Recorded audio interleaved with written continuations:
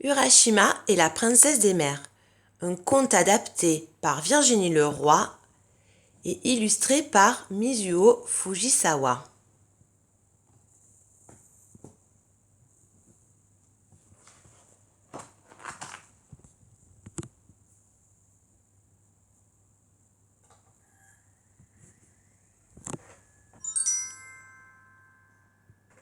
Le pays du Japon, il a un autre nom. C'est l'Empire du Soleil Levant. Mais on pourrait aussi l'appeler le pays des îles parce que le Japon, c'est seulement des îles. Il y en a qui sont très grosses et d'autres qui sont très petites. Urashima, c'était un jeune pêcheur qui habitait sur une petite île. Urashima, il vivait avec ses vieux parents et il travaillait dur parce qu'il devait nourrir sa famille. Mais Urashima, il ne se plaignait jamais et tous les matins, il partait à la pêche en chantant. Il avait une si belle voix que les poissons, ils étaient attirés dans ses filets.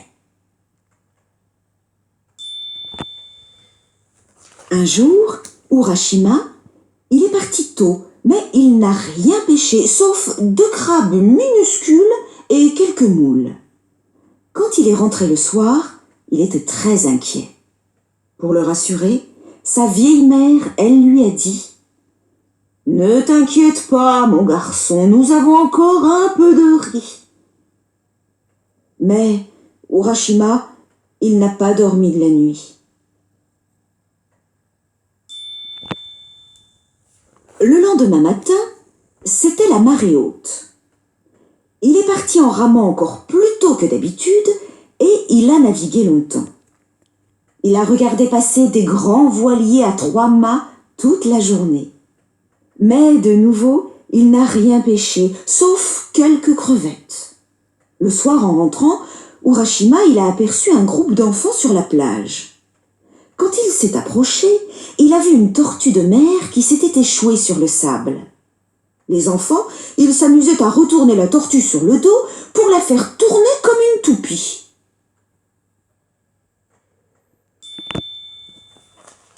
Urashima, il pêchait les poissons parce qu'il devait nourrir sa famille.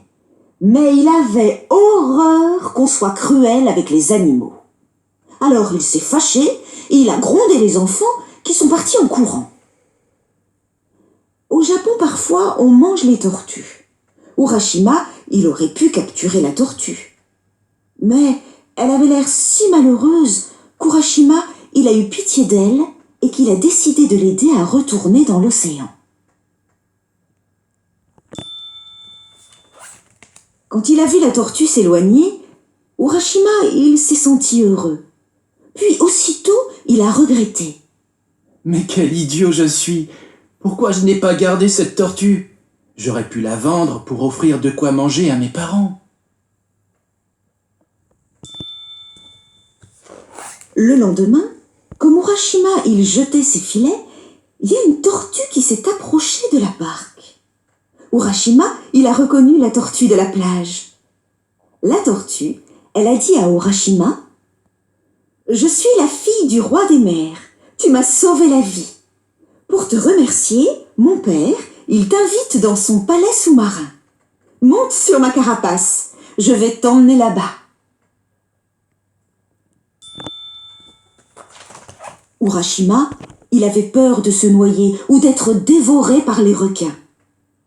Mais la tortue, elle lui a juré qu'il ne lui arriverait rien. Alors, Urashima, il a accepté l'invitation. Il est monté sur le dos de la tortue et ils ont plongé dans l'océan. Tous les deux, ils sont descendus de plus en plus profond. Pourtant, Urashima, il n'avait aucun problème pour respirer. Il se tenait au cou de la tortue en admirant le paysage sous-marin.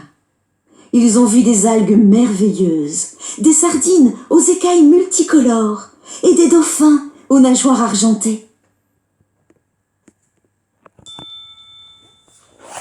Enfin, la tortue et Urashima, ils sont arrivés devant un portail. Derrière, il y avait un jardin avec des pieuvres géantes et des galets dorés. Au milieu, il y avait un magnifique palais de corail.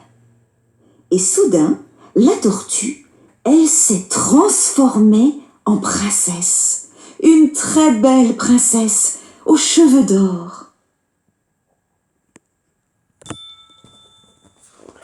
La princesse, elle a expliqué que son père, il invitait Urashima à vivre au palais. Au palais, Urashima, il a été traité comme un prince. Il avait tout ce qu'il souhaitait et il passait son temps avec la charmante princesse.